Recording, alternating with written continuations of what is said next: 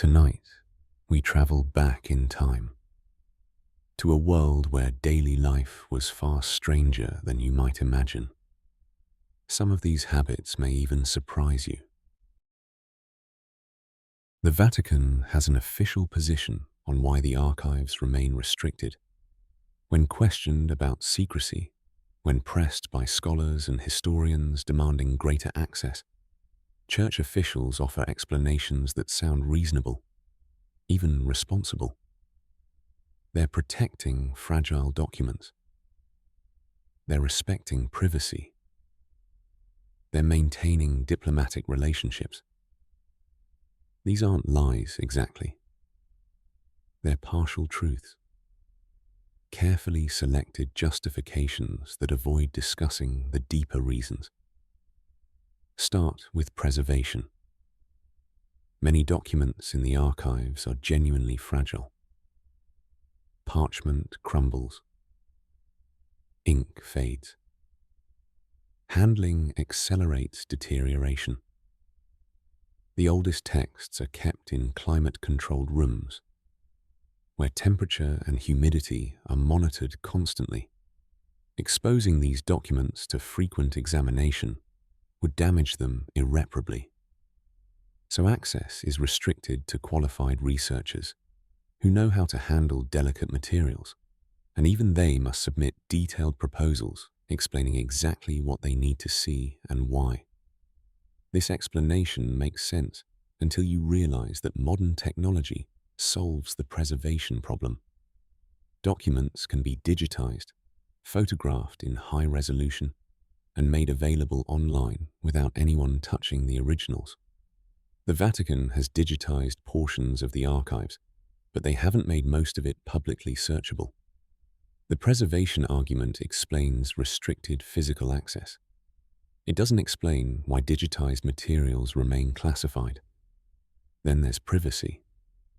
The Church argues that some documents contain confessions, personal correspondence, or sensitive information about living people or their recent descendants. Canon law mandates that these materials remain sealed for 75 years after the death of everyone involved. This protects individuals from having their private struggles, their sins confessed to priests, or their confidential communications exposed to public scrutiny. Again, this sounds reasonable, but the 75-year rule doesn't explain documents that remain sealed centuries after everyone involved has died. The Templar trials happened in the 14th century. The participants have been dead for 700 years. Yet portions of those records were only partially released in 2007, and significant sections remain restricted. Privacy can't be the concern when entire civilizations have risen and fallen since the documents were created. Diplomatic sensitivity is the third justification. The Vatican maintains relationships with governments around the world. Releasing certain political correspondence could damage those relationships, reveal intelligence sources, or complicate ongoing negotiations. This explanation has merit in the short term. World War II documents contain information about living political institutions, intelligence operations that have modern consequences, and deals that current governments might prefer remain unknown. But diplomatic sensitivity, like privacy, has a shelf life. Eventually, political contexts change so dramatically that historical documents lose their power to cause genuine harm. Yet the Vatican continues to restrict access long after the political situations have transformed beyond recognition. The Church has made gestures toward transparency. In 1881, Pope Leo XIII opened limited portions of the archives to select scholars, ending centuries of absolute secrecy. In 2019, the institution was officially renamed from the Vatican Secret Archives to the Vatican Apostolic Archives, a rebranding meant to sound less conspiratorial. In 2020, portions of Pope Pius XII's papers were released, allowing researchers to finally examine the Church's World War II conduct in greater detail. These openings are presented as proof of the Church's commitment to historical transparency. But notice the pattern. Access is always partial. Release is always delayed by decades or centuries. The Vatican decides what scholars can see, when they can see it, and under what conditions. Even when documents are technically available, researchers must know exactly what to request. They can't browse. They can't discover. They can only examine what they already know exists. The official explanations, preservation, privacy, diplomatic sensitivity, aren't entirely false. But they don't fully account for why some secrets remain locked away for 2,000 years. Why documents are released only when everyone involved is safely dead.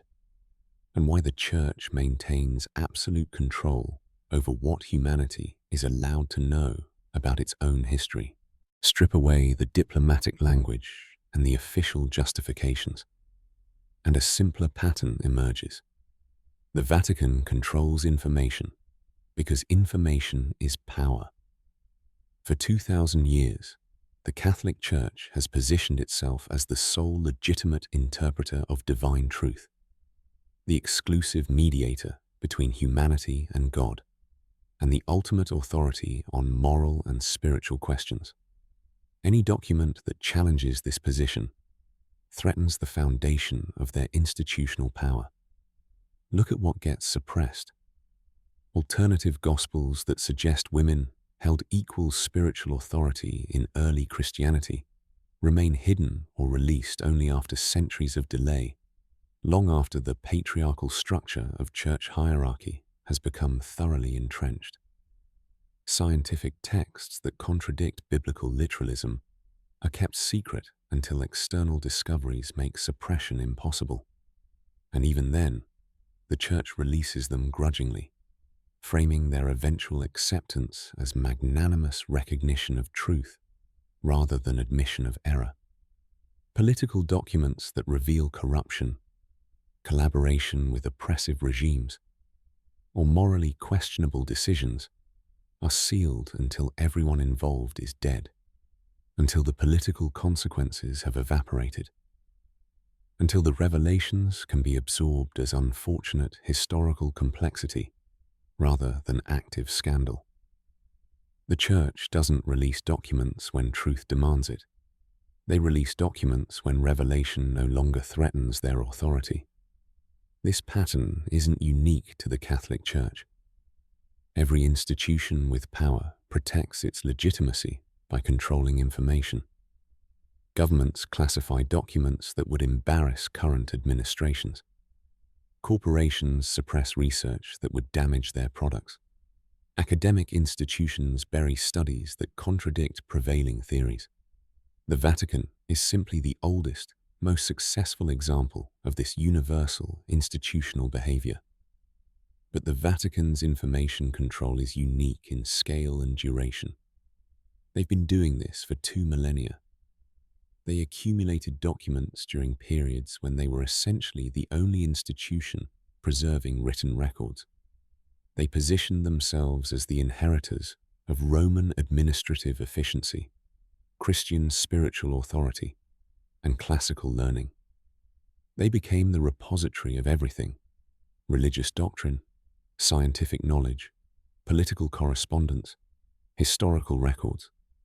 And they used that position to shape what humanity believed about reality itself. For most of Christian history, this control was nearly absolute. The Church decided what books were copied, what texts were translated, what knowledge was taught in universities.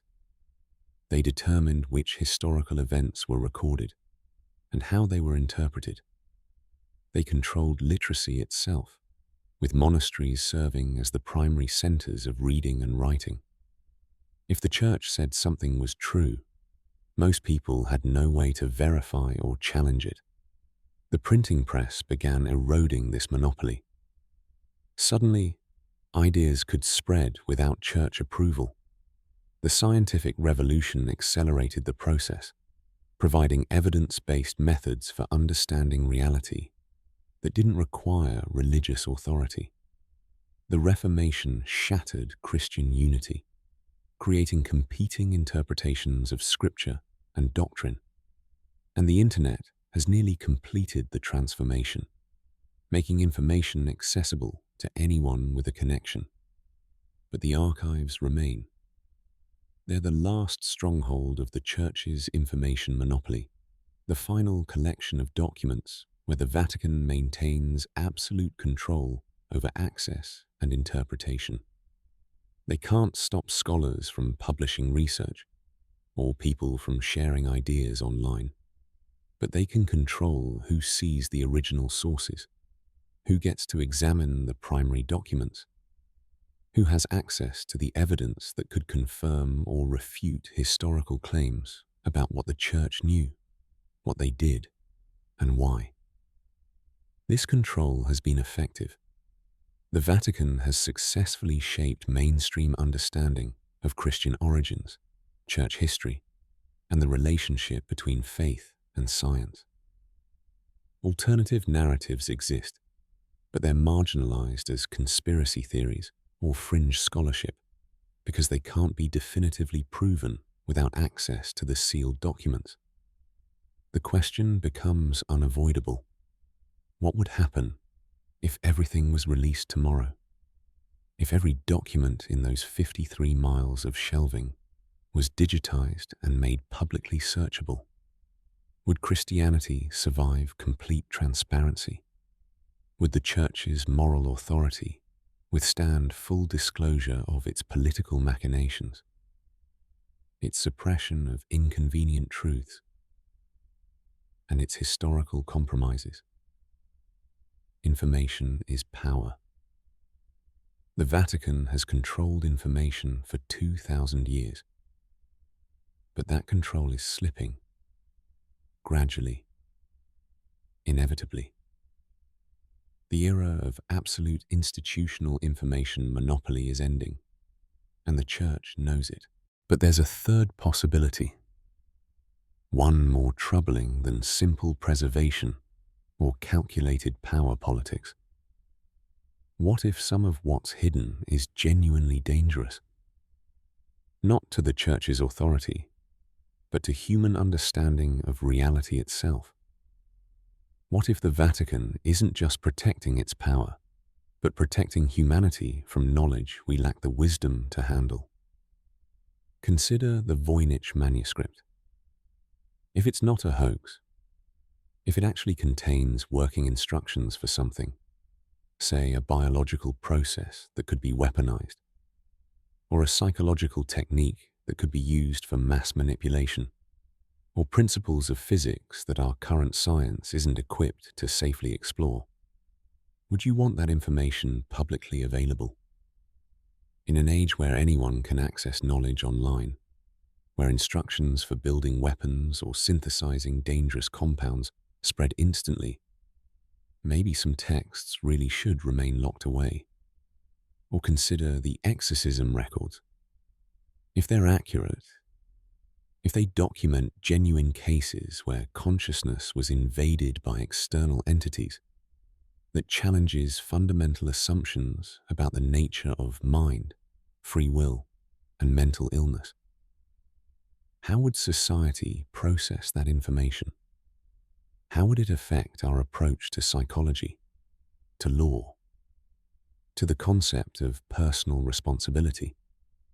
Maybe the Church keeps these records sealed, not to maintain theological monopoly, but because the implications are destabilizing. The ancient scientific texts pose similar questions.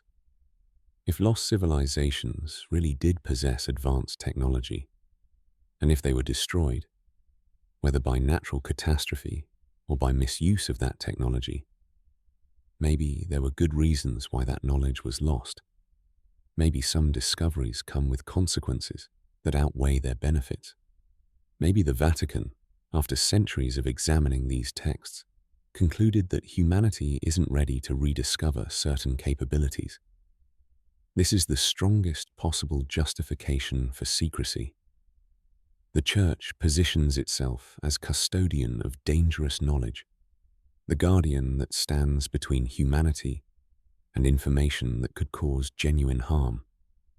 They've had 2,000 years to study these documents, to test claims, to understand implications. If they've concluded that some knowledge needs to remain restricted, perhaps they have good reasons. But here's the problem with that argument. Who gave them the right to decide? Who appointed the Catholic Church as the sole judge of what humanity is mature enough to know, even if their concerns are legitimate, even if some of these texts really are dangerous? The decision about what knowledge is too risky shouldn't rest with a single institution answerable to no external authority. The Church might argue that they're uniquely qualified.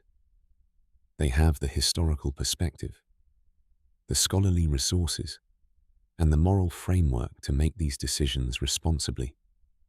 But that's self-serving logic. Every institution with power believes it's uniquely qualified to exercise that power. Every authority believes it knows better than the people it governs.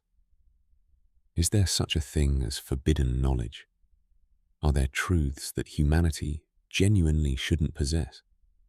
Or is the real danger allowing any institution, religious, governmental, or corporate, to control what we're allowed to learn? History suggests that suppressing knowledge rarely makes society safer. It just makes society more controllable. Maybe the Vatican is protecting us from dangerous truths. Or maybe they're just protecting their power to decide what we're allowed to know. The only way to find out is to open the archives completely. And that's precisely what they refuse to do. Step back from the specific documents and look at the pattern. Across centuries, across categories, across every type of knowledge we've explored, the same structures repeat. Texts that empower individuals are suppressed. Knowledge from marginalized groups, women, non-Christians, heretics, indigenous peoples, is erased or hidden. Scientific discoveries that challenge religious authority are resisted until resistance becomes impossible. Political actions that reveal corruption are sealed until everyone involved is safely dead. Phenomena that suggest reality is stranger than official narratives allow are classified and forgotten. This isn't random. It's systematic. Throughout human history, those who control information have shaped what societies believe about reality, morality, and possibility. The Vatican is simply the longest-running, most successful example of this universal pattern. They've been doing it for 2,000 years, accumulating knowledge while carefully curating what the rest of humanity is allowed to know. But this pattern isn't unique to religious institutions. Governments classify documents that would embarrass current regimes or reveal intelligence operations. Corporations suppress research that would damage their products or their profits. Academic institutions resist paradigm shifts that would undermine established theories and the careers built on them. Institutions of all kinds protect their legitimacy and authority by controlling the narrative, by deciding what counts as legitimate knowledge and what gets dismissed as conspiracy, heresy, or fringe belief. What makes the Vatican unique is the scale and duration. They've been accumulating documents since the 4th century. They've survived the fall of empires, the rise of nation-states, the scientific revolution, the Enlightenment, and the Information Age. They've adapted their methods of control as technology changed. But the fundamental strategy remained constant. preserve everything, reveal nothing unless forced, and maintain absolute authority over what gets released when. This control shaped civilization. For most of Christian history, the Church determined what people believed about human origins, the structure of the cosmos, the nature of disease, the role of women, the possibility of salvation. They controlled literacy, education, and access to texts. If the Church said something was true, most people had no way to verify it independently. If they said something was heresy, it was erased from public consciousness. But something fundamental is changing. The printing press began the erosion of information monopoly. 5 centuries ago, the scientific revolution provided evidence-based methods that didn't require religious authority.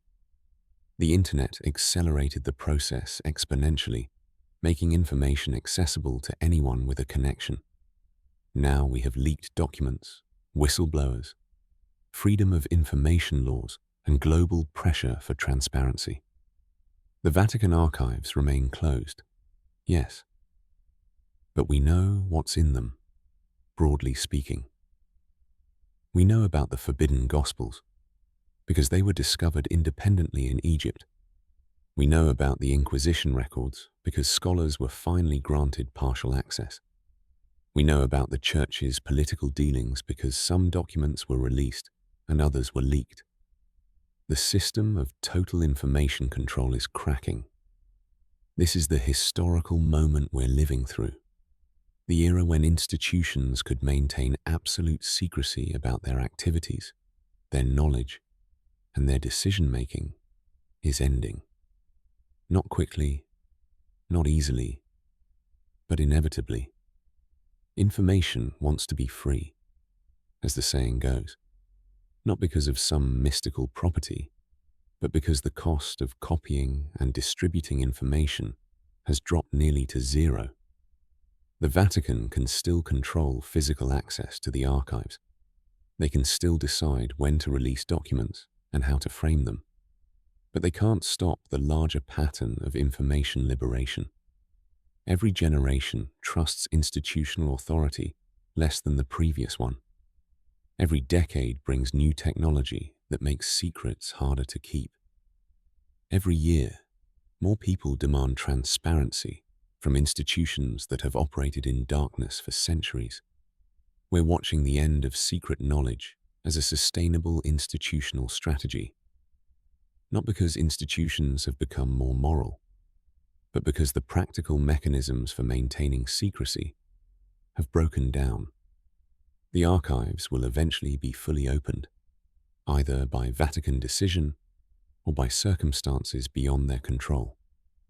The only questions are when and whether humanity will be ready for what those documents reveal.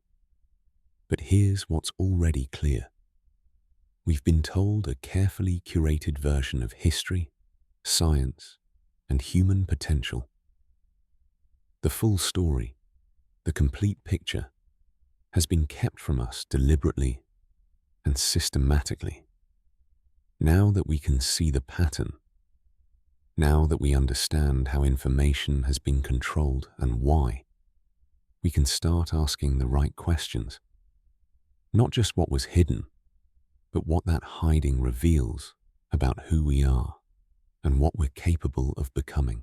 When you read the suppressed texts together, when you connect the forbidden Gospels with the lost sciences, the alchemical manuscripts with the miracle archives, the prophetic visions with the exorcism records, a different story emerges.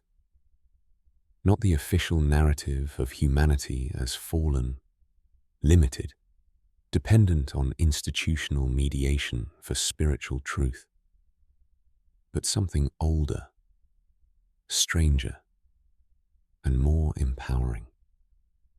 The Gospel of Mary suggests that spiritual authority isn't gendered, that women understood Jesus' teachings as deeply as men, perhaps more deeply. The Gospel of Judas suggests that moral reality is more complex than simple categories of good and evil, that what appears as betrayal might be sacred sacrifice. These texts don't diminish Jesus. They expand the possibilities of how divine truth might be understood and accessed. The ancient scientific texts reveal that knowledge we think of as modern discoveries was actually understood millennia ago. Heliocentrism wasn't invented by Copernicus. It was remembered. Advanced medicine wasn't developed in the Renaissance. It was rediscovered after centuries of deliberate suppression. Roger Bacon didn't predict the future. He claimed to be recovering ancient knowledge from civilizations that rose and fell before recorded history. The alchemical manuscripts describe transformation at every level: matter, consciousness, spirit. They suggest that reality is more malleable than materialist science acknowledges, that focused intention and proper technique can alter physical substances and human awareness. Modern science dismisses this as primitive superstition, but the texts themselves encode genuine chemical knowledge alongside spiritual philosophy. What if the ancients understood something we've forgotten? That matter and consciousness aren't separate categories, but different expressions of the same underlying reality. The miracle archives document impossibilities that occurred under observation, verified by multiple witnesses, examined by skeptical doctors who couldn't explain what they'd seen. Spontaneous healings of terminal illness, regeneration of destroyed organs, reversals of death. The Church investigates these rigorously, precisely because they take the supernatural seriously. What do these records suggest? That human consciousness or divine intervention, or something we don't have words for, can override biological laws under specific conditions. The exorcism records describe encounters with entities that possess knowledge beyond what the human host should have access to. They speak languages never learned. They reveal hidden information. They demonstrate strength that human physiology shouldn't allow. Whether you interpret these as demons, psychological dissociation, or something else entirely, the documentation suggests consciousness isn't as individually bounded as we assume. Even the political documents reveal something important. They show that spiritual institutions have always been entangled with earthly power, that popes negotiated with kings and dictators, that moral authority was wielded as a political weapon. This doesn't necessarily diminish faith. It humanizes the Church, shows that divine inspiration flows through flawed institutions operated by people making difficult choices in complex circumstances.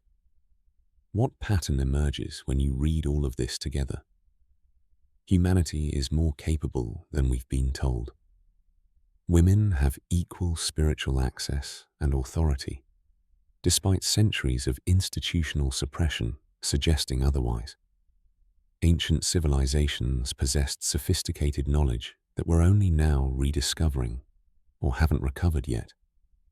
Consciousness and matter are more fluid, more interconnected than mainstream science acknowledges. The impossible happens regularly, witnessed and documented by skeptical observers, and institutions, even religious ones, shape reality by controlling what we're allowed to know about our own history and potential. This isn't about replacing one dogma with another. It's about recognizing that the official story has always been incomplete, deliberately curated by those with power to maintain that power. The suppressed texts don't provide a single alternative narrative. They provide dozens, contradicting each other, offering different perspectives on the same mysteries. Maybe that's the real threat they pose. Not that they reveal some single forbidden truth, but that they demonstrate truth is more complex more multifaceted than any institution can contain.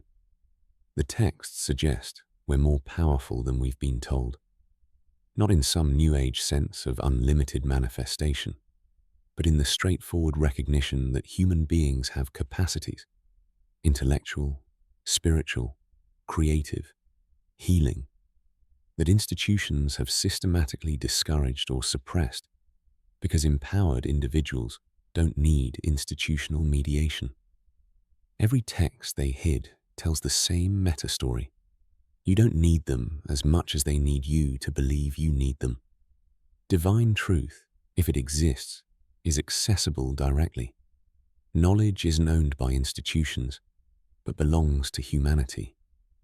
The cosmos is stranger, more mysterious, and more full of possibility than official narratives acknowledge. And the evidence for all of this has been sitting in those archives for centuries, hidden from view, waiting for the day when we're ready to reclaim our own story. The Vatican continues to open portions of the archives. They're digitizing documents, releasing files on a controlled timeline, allowing more scholars access under strict conditions.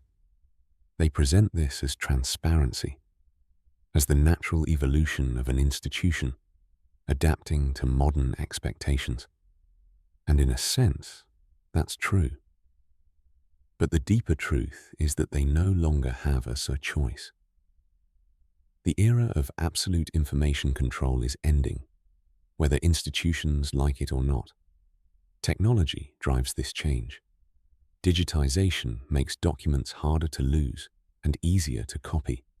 The internet makes information nearly impossible to suppress once it's released. Leaks and whistleblowers can share classified materials globally in seconds. And younger generations, raised with instant access to information, don't grant institutions the same automatic authority that previous generations did. They expect transparency. They demand evidence. They question official narratives reflexively. This shift terrifies traditional institutions. The Church worries that releasing everything would destroy faith, that exposing political compromises and suppressed knowledge would undermine moral authority. But that fear might be misplaced. Institutions that offer genuine value, that serve real human needs, don't collapse when their secrets are revealed. They adapt. They acknowledge mistakes. They become more authentic and, paradoxically, more trusted because of their transparency. If the Vatican released everything tomorrow, every gospel, every scientific text, every political letter, every prophecy, every exorcism record, every miracle investigation, would it destroy Christianity? Some believers would struggle.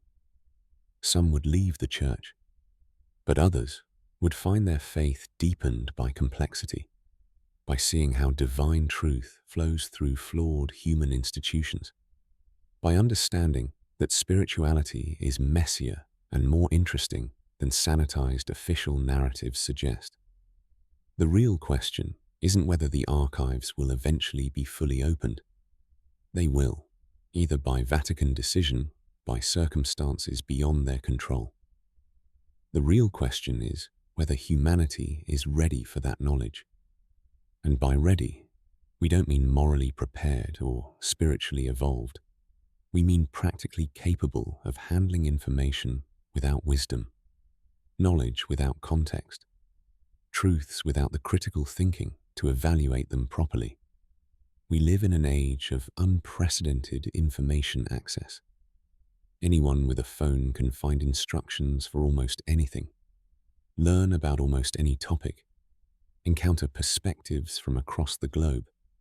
But information without discernment is just noise. We're drowning in data while starving for wisdom, overwhelmed by competing narratives, while lacking the tools to evaluate which are credible. This is the challenge of the coming era. The secrets will come out. Institutions will lose their monopoly on information. The archives will be opened. The classified documents will be leaked. The forbidden knowledge will become accessible. But what then? What do we do with ancient texts that describe technologies we don't understand? With gospels that challenge comfortable interpretations of faith? With political documents that reveal moral complexity, where we wanted simple heroes and villains? With records of impossible events that don't fit any current scientific framework? The era of secret knowledge is ending. The era of wisdom, knowing how to use knowledge, how to evaluate it, how to integrate it without losing our grounding, is just beginning. That's the real transition we're living through, not from ignorance to knowledge, but from controlled information to overwhelming access, with the challenge of developing the discernment to navigate that ocean of data. Maybe that's what the Vatican fears most. Not that releasing the archives would destroy faith or reveal dangerous truths, but that humanity isn't ready for complexity, that we'll misunderstand, misinterpret, weaponize knowledge in ways that cause harm, that we'll lose ourselves in conspiracy theories and alternative narratives without the wisdom to distinguish insight from delusion. There's something to that concern, but it's also patronizing. Humanity has never been ready for transformative knowledge before receiving it. We weren't ready for the printing press, the scientific method, the internet. We stumbled through, made mistakes, eventually developed wisdom after the fact. That's how we grow, not by waiting until we're ready, but by grappling with challenges that force us to become capable. The door stands there still, unmarked and silent. Behind it, 53 miles of shelving hold documents that could reshape our understanding of history, science, spirituality, and human potential. Someday soon, perhaps in this generation, that door will open. Not because the church decides humanity is finally ready, but because keeping it closed is no longer sustainable. And when it opens, everything might change. Or nothing might change. The documents might confirm our deepest suspicions, or reveal that the truth is more mundane than the mystery. But either way, we'll know. Finally, completely, we'll know. The secrets will come out. They always do. The question is, what will you do with the truth when you finally have it?